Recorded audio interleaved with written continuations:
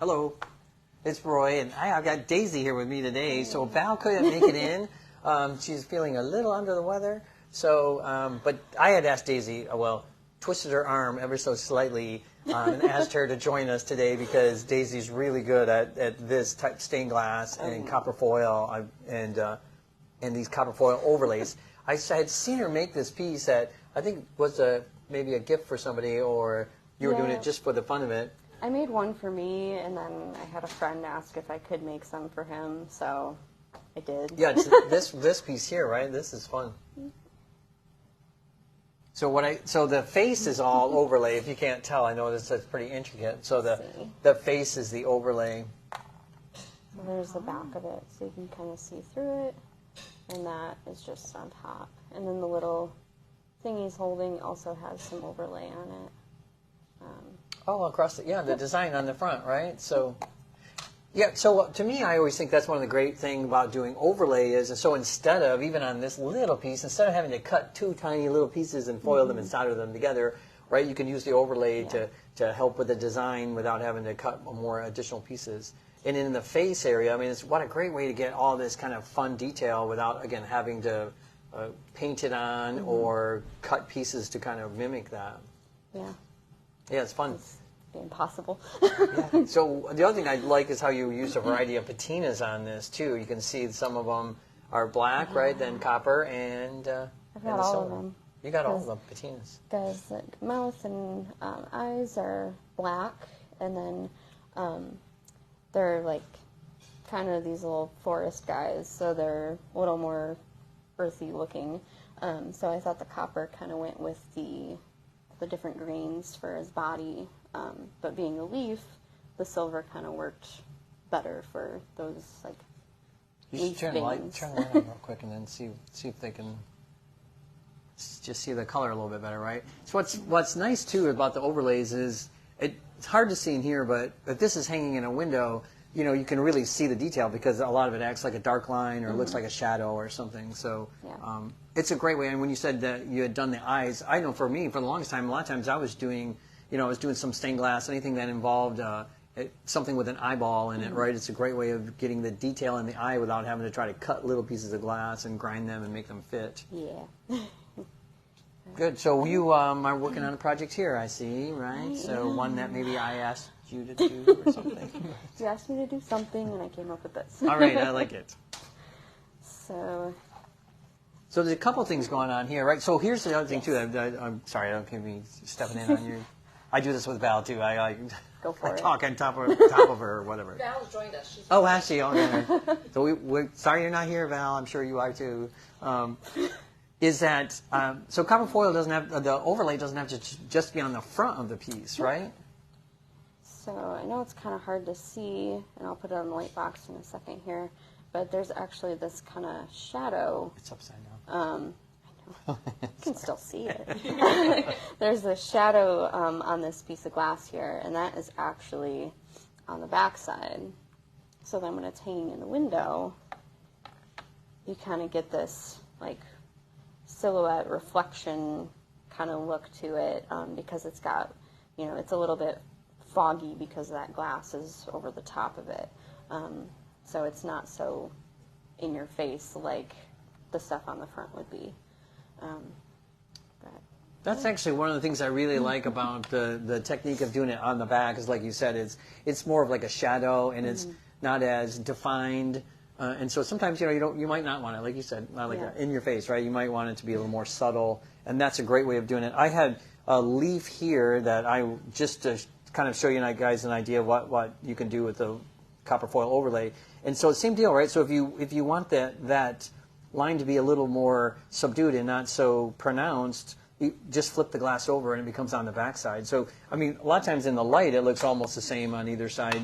Well, except for it's copper, and I haven't soldered that one. But you can see how you can get a different look just depending on which way you showed this. So I think I know people that do lamps, for example, stained glass lamps, and sometimes they want to do like a filigree. And I know some of the lamps you can buy these really nice, slightly expensive brass filigree to do that, or you can just do it with a copper foil overlay. So I think you're going to talk a little bit more about the application, maybe. Yeah. I don't know what. Yeah, you started out with sheets of it, right? So Yeah. so this is the way it comes. I know this isn't all that super exciting, but there's sheets, the copper. You know, we're all used to copper foil coming like this, right? In rolls and in different widths. But it also comes in these nice 12 by 12 inch sheets that affords you a lot of flexibility. And you can see how large this design that Daisy did, and that's just from one sheet. So you didn't have to piece it this way at all, did you? Nope. Yeah. So this is, I know some of it's covered here, but all of this copper that's here with these little trees, that's all one piece. So this is actually the section that I cut out from right there. You can kind of see how it just fits in like a puzzle piece. So these were actually connected, and I just split them apart today. So I cut it all as one you cut it as one big piece. Oh, nice. And the nice thing about this, though, is I only have 2 pieces of glass. It's just 2 big rectangles. And I have all this detail because of this method. So... Really quick before we go on, Molly's got a question. Is the copper foil overlay adhesive backed? Yes. Yes. Yeah, this particular one is. And so there's sometimes some concerns or some issues perhaps with the adhesive. And so we'll talk about that a little bit, as especially as Daisy is soldering. But thanks for the question. Yeah. And you know, again, if you guys know if you have any questions, feel free to message us, or you can make a comment below, or you can always email us at Facebook at delphiglass.com. I did all that without reading the note. Wasn't that good. But my point was also that we are just, I mean, there's a lot of different ways of doing copper foil overlay and different applications, and we're just going to show just a couple of brief ways of doing it. So if you have more questions about it when we're done, like I said, feel free to reach out to us. We'll definitely get back with you. I will, or probably Kaylee will. Really, so, Probably. anyways, go ahead. Show them all the magic. Oh, the magic. Okay. So because I have this, bigger piece like this, I actually had some little paper cutouts, and I just took a Sharpie and kind of made my little outline so that I knew where I needed to cut the foil away. So it doesn't have to be super neat or anything, because, I mean... They're trees, kinda, right? So. Yeah, they're trees. So I can kind of get a rough outline. So there's a tree. So then I can take a X-Acto knife, and I can just kind of follow that line. Again, super rough because it doesn't matter. And then if I wanted to, I could start to peel that up. And then I can put that on my glass. Now the way that I did this, I took a larger piece, just like this, and I traced my trees on there, and then before I cut anything, I actually, took my paper backing off, stuck it on the glass, got it nice and burnished on there so that it was, set where I wanted it to be, because it's really difficult to take these like skinny little things and get them to stick down nice and neat without ripping them. So if the foil is already kind of stuck on there really well, you can kind of peel up what you don't want to be there. So that's how this all worked. I had that all stuck down, cut around my little tree shapes, and then took the time to peel that off of there and make my tree silhouettes. And the nice thing too is like you can go back in and refine it too afterwards, right? Like if you want a little more detail or do something else with it, you can continue to trim it with the X-Acto. That spot right there, there's a little bit of, cut that out if I wanted a little more of a defined like tree top, but I'm just going to leave it, and the solder will cover that Sharpie with no problem. You don't have to clean it. Perfect. Yeah, you were saying, so there's a couple of different ways of getting your design onto the copper. Sometimes people emboss it. So you can, I have something here I'll show you guys in a minute, but you can take your pattern, lay it on top of the copper foil, literally emboss it, and then now you have your line and follow it. But like Daisy was pointing out, it's kind of hard to cut the copper first and then try to lay that onto your glass. So I do it very similar like how Daisy does it too. I usually put the copper on the glass first, and then with the design already, and then you can put the design on the copper at that point, and then cut it and then peel it off. Yep. But I think you were going to show some soldering now. I am. I know. Do you pre-treat with alcohol before burnishing? Sharon is asking. Oh, the glass, I'm assuming? I didn't. I suppose you could if you want to make sure that your glass is really clean. And Yeah, I just use a glass cleaner usually is what. Yeah. I mean, I just try to make sure the glass is clean and so that the foil would stick to it well. But I mean, you could use alcohol. I don't That think probably I would ever work real did, well. but We didn't. Anyway, the point is we didn't. So. all right. So still need the flux everywhere, so you can actually see the difference in color. So I already put flux on this whole piece, and you can actually see it'll change color a little bit. Yep, so that's taking off all the oxidation, right? Yeah. So as the copper just sits around, it will oxidize, and that's why it starts to turn darker. And the flux, being an acid, helps remove the oxidation. Yes. So the solder will stick to it, right? Otherwise, if it's oxidized too much, the solder won't stick. So I know for us here at Delphi, I'm sure those sheets have probably, some of them have maybe been around for a little while, perhaps. I think I found this in the classroom and Yep. just decided it would work. So. So yeah, who knows how long it's been in the classroom. But it's stuck and it still works. Yep, that's the point, right? So as long as you As long make as I sure you can flux it well and... get it clean and everything. And I'm trying to, you know, I have all these super skinny bits here, and, you know, it may not stick super duper well, but before I went over any of this with any flux, I just kind of made sure that I went over it again with a burnisher to make sure that everything was nice and stuck down. But, you know, putting moisture in there and everything can kind of start to lift it a little bit, but I haven't had any issues really. So, one thing about soldering overlay is you're hanging out right in the middle of your piece of glass.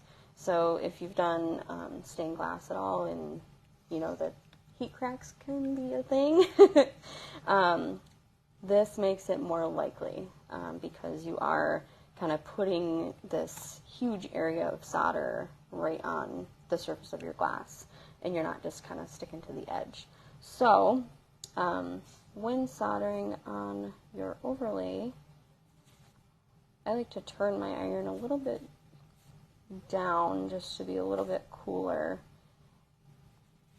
Yeah, so you're using this Hakko soldering iron, and it does have a controller on the side, so like Daisy said, she can just dial it down a little bit right before she gets working. And So I usually use these at about 410, and it's at 360 right now. It could even go down to 310 and probably be okay, but this makes it a little bit faster. and the other thing, I'm sorry, I'm jumping in on what you're saying, but you're also not hanging around with the iron either, right? I mean, you can see that Daisy just melting, putting it down, and then getting away from it.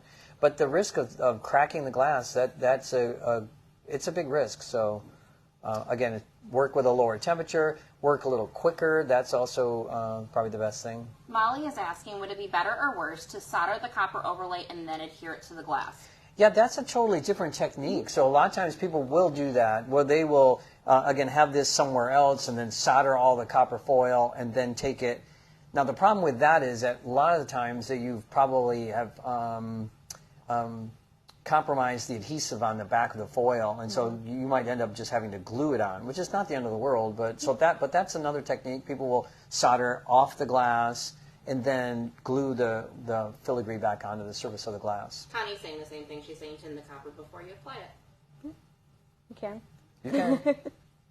I didn't. We like to live dangerously here at Delphi, so our problem is we're confident, right? Overly confident. Maybe a little too much, but all right. So with the trees, like I was saying, it's a much smaller bit of copper there, so it's more likely to kind of have that adhesive let go of the glass. So I'm not going to like put my molten solder on there and then press it down, because that's not going to really do anything. And you can actually see on these trees that I've already done, they are lifting a little bit, but I also tried to make sure that the solder on there was a little bit thicker. So just how we normally like to see solder on any stained glass pieces, it's got a nice rounded kind of domed look to it. So I'm going to go ahead and put this on this tray here. Okay, so we've got a couple questions coming in. So while you're soldering, I'm going to ask. See that?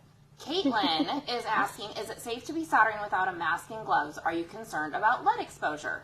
I know this is one Roy feels frequently. So I feel this one like every day practically. So we are not concerned about lead contamination at this point. I mean, the solder she's using is what's called a 60-40, so 60% tin, 40% lead, but we are not breathing in any lead fumes or lead vapors. So the soldering iron is not hot enough to turn the solder into any kind of fume or vapor. The issue with lead usually is getting it inside your body by ingesting it or absorbing it through mucous membrane. So it usually becomes just an issue of handling it. So, Daisy's obviously holding on to a roll of solder, so she'll wash her hands before she goes to eat lunch, I'm guessing. Yes. So, but that's a good question. Thanks for coming. So if you see stuff coming up, it's the flux that's burning off, right? Which, again, probably maybe not be the best thing to breathe in. Typically, we would recommend you work in a well-ventilated area, work with... at the very least, I say have a fan that's here that just blows across, the table this way, so it's not coming up in your face. But, I just read something the other day about flux that they said there was nothing bad about. You can't drink it or eat it, but they said the fumes were nothing to. They said if you had asthma, you might be concerned about breathing it in, but other than that, and our classrooms are well ventilated. Yeah. Oh yeah. Okay, so Deborah asked, I noticed the piece is framed. Is it needed to attach the solder coil?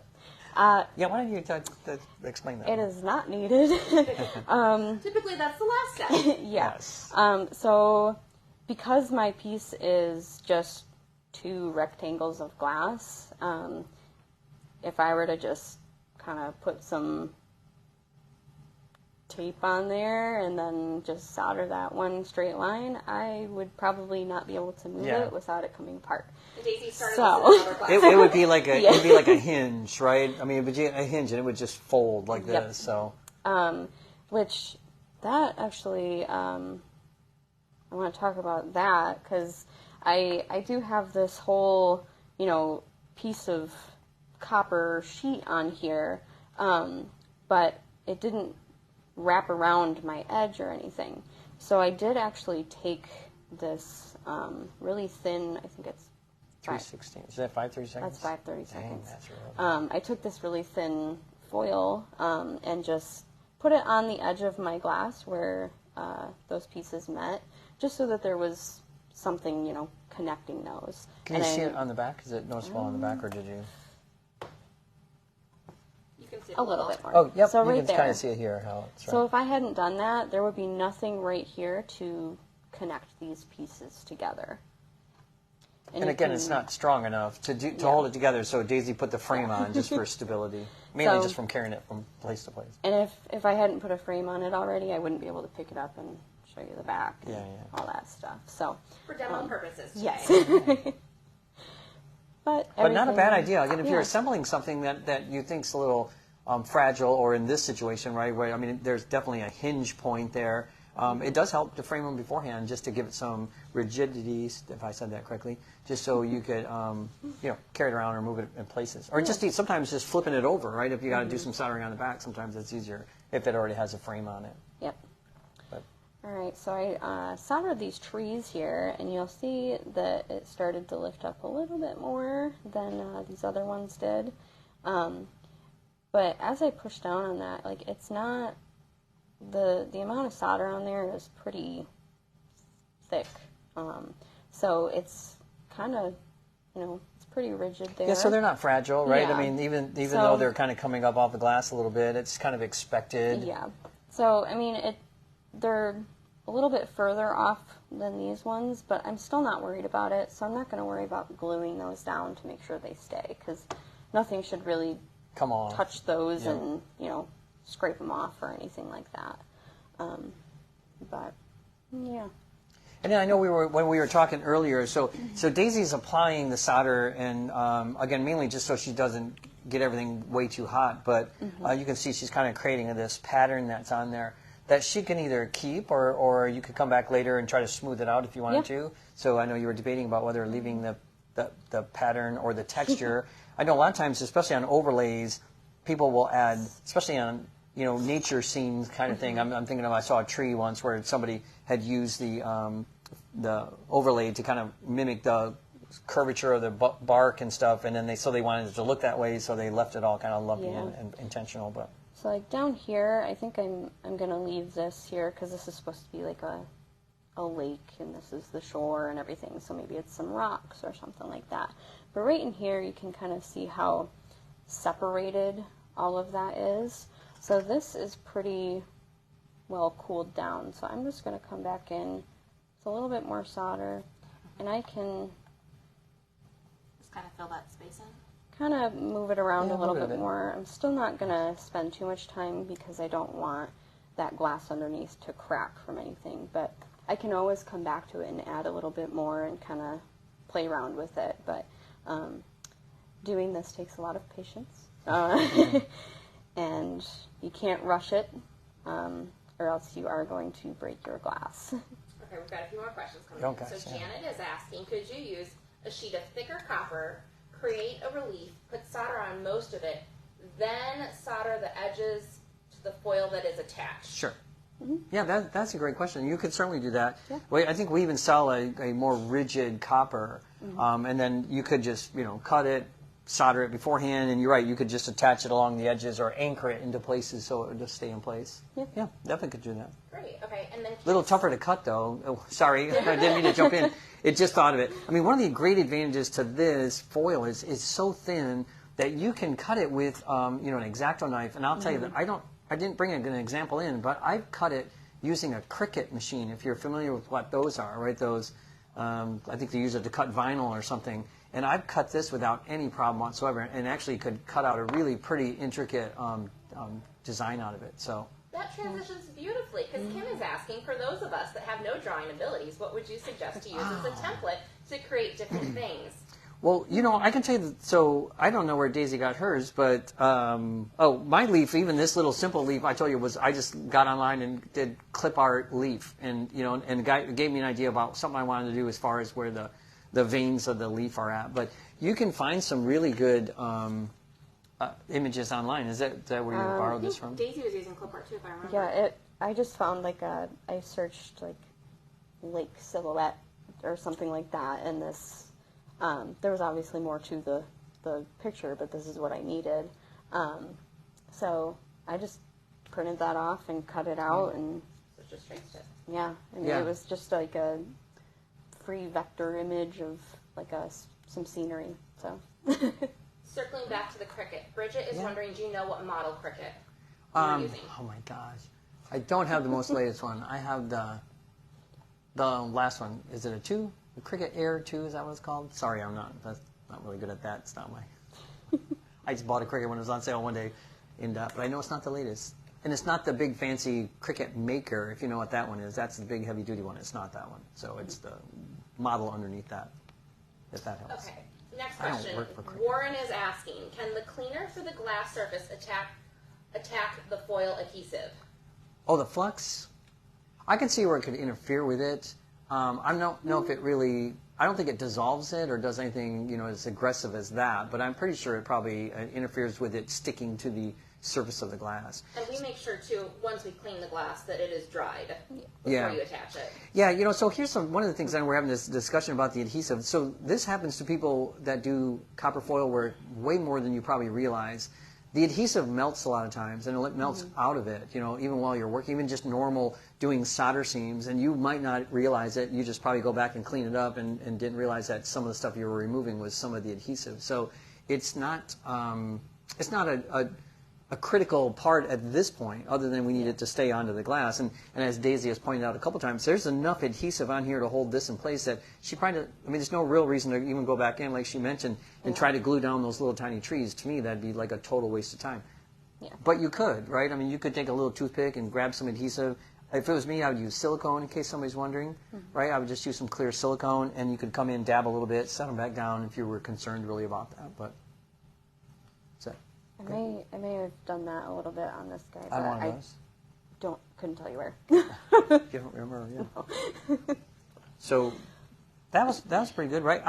We're doing this kind of backwards because now I was going to show you how to cut some of the foil, and then but Daisy did soldering first. But let me just show you real quick of this little simple setup because I wanted to make sure you guys just saw. I mean, we talked about it, but I didn't really show you. So this is one that I had done a little bit earlier, and so this is the design. Usually what I do then is I try to cut this, so I try to save as much of the foil as I can, right, so that I can use that for something else later. Sometimes, depending on what you're doing, you could cut it exact, but there's no reason to do that because then it requires you to line it up exactly with it. Then you have to, this is the exciting part of the class, right? It's me trying to open up get the backing off the... If you keep flicking it long enough, you can get it in there. And then, right? That's it. So this is the black backed. So we didn't say it, well, we probably didn't mention it earlier, I don't think, but so the copper sheets come either with a black back or a copper back. And then Daisy and I were talking about that, you might want the copper because it's not as dark, right? So if you didn't want such a dark kind of shadow, like especially if you're doing it on the back side, you might want to use the copper one. Right, so then this is the face. I'm just going to turn it and set it on there, right? I usually you could use the X-Acto knife here and just cut around it. If it's a simple shape like this, I just usually use scissors because it's just faster, to be honest, than trying to cut it. While you're cutting, yeah. We've got, would the overlay patina black nicely, or are you worried that the overlay would lift? Oh, with the patina? Well, I mean, I used patina on this little guy and didn't have any issues. Everything that's silver on the front of this, I am going to patina black as well, just because I think it'll look a little bit better with this kind of reflection overlay on the back. And I almost wonder, if you were to go with the grain, so apply the adhesive Yeah. up, so you're not pulling it backwards. Yeah. So for the trees, I may take like a Q-tip or something like that, or a brush of some kind, just so I'm a little more careful with those more fragile parts. But down here on the bottom, I mean, I can just pour a little bit on and just kind of rub it around, and I'm not worried about it lifting at all. So yeah, to me, I think it would be more about the application Yeah. than the actual patina. I don't think the chemical's probably really doing that much, other than yeah, and your design would probably heavily influence how you're going to apply that patina. So if we were to solder and then patina the leaf here, I would probably be a little more careful and use that Q-tip again, just because it's some thinner, lines and everything. But. So you can see, so I cut it out, right? So nothing too super exciting. I cut my pattern out just so I can lay it on there and line it up a little bit better. Usually what we do here is burnish it, and a lot of times this is just called a burnisher. I just usually use this tool, right, just to get that a little bit smoother onto the surface. I know, guys see that? It works so well. Daisy was using the back of a Sharpie. We're so fancy. I know, we're so fancy, right? Especially what I like about it, you can get it make sure you get it up along this edge just so you don't catch it. And it doesn't have to be perfect. We're just trying to get it, a little flatter is all it needs to do. Then we can lay this on top of there. Now, the other option is you can do like what Daisy did. I could have come in with scissors and cut this out and then use the Sharpie to draw the line. But I'm going to do the embossing part. So I usually just use a pencil or a pen or something, and I'm going to come in here. I don't know how well this is going to show up because it's not super easy to see. And then I'm just going to emboss the lines. And, again, since it's a leaf, I don't really care if I'm perfectly on the line, right? It just needs to look like some veins. Oops, that one Yeah, the less precise your design needs to be, the better time you'll have. Right, so I'm just coming in and embossing this. Sometimes I flip it up if I can't remember. Yeah, you guys probably can't see the lines. Probably it's pretty subtle. And I'm not going to cut it all out. I'm just going to cut out part of it just so you guys kind of get an idea of what it's like. But again, you can see that doing this, something like this by hand would have been. Try to see. Oh yeah, let me get one last one. I missed one. Yeah, you hold it. See if you can see it. Yeah, it's subtle. I mean, I know it's. Yeah, you can. Can you see it? Good. And then I'm going to come in, and then I'm just going to follow the line in the same sort of deal, right? I just need to get in here, cut some, and for me, I feel the same way about it, that it doesn't have to be perfect because, it's a leaf, and it's still going to look like a leaf when I'm done. Okay, so I've got a question for you. Yeah. Okay, so like you mentioned, you were cutting around it to save most of the foil. So now, could you save that piece and put it back onto the backing? Because you're going to take that off. This?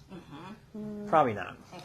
So you'll see why, because the burnishing part, if you do a nice job, which I think I did, this tears, and you can't really. I know it'd be so nice if you could just pull it off as one single piece, but it doesn't really work that way. So you could do like the opposite. I know that would be kind of cool. cool. That would be cool.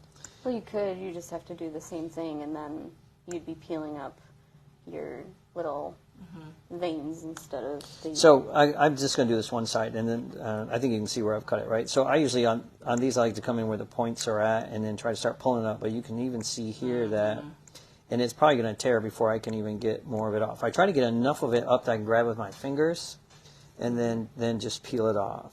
So, wow, this one actually came off easier than the one I just did, than when I did that one. I mean, but rarely does it even come off that clean, right? And then it curls. Yeah, and you can see it's kind of hard to control it. But I guess if you had it and just stuck it right on another piece of glass, right, that might, you might be able to do that. But but it's not even sticking to the paper, though. yeah, you kind of, like I said, now this one's going to be really bad because I burnished it along the edge. I've noticed where the edge is at, it really tears up pretty good. So I'm just trying to use different parts. Sometimes you can scrape across it underneath the foil, but the goal is just to get some that you can grab so you can peel it off. And so the other thing here is nice too is like if I see something I don't really like, I can trim it back some more, right? You can alter it. It doesn't have to be the only thing that made me think of that. I was like, that was a little wider than what I wanted, right? I could come back in and trim that down if I didn't want it to be so thick looking. Right, so let's peel that off.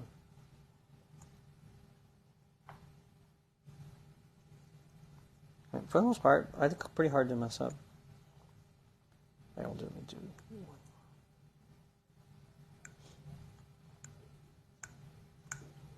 So before we wrap up today, do you guys have any more questions? Yep. So you can sort of get an idea, right, how that was done, and then then you foil the outside, obviously, right? If it's going to be something you're incorporating into whatever. So, yeah. If you guys have questions, and like I said, maybe it's later on, or those of you that aren't watching us live, and if you have a question, feel free to reach out to us. We're happy to try to answer them, and maybe you have some other ideas about this. Like I said, it's not the only way to do copper foil, but it's how we do it around here. We think it works pretty good. Yep. Or if you have other ideas for things for us to do, we're more than, our ears are wide open. So we're always looking for topics for us to handle. And, I'll try to drag Daisy back as much as I can. So, but otherwise, thanks for joining us today. We'll see you in about 2 weeks then.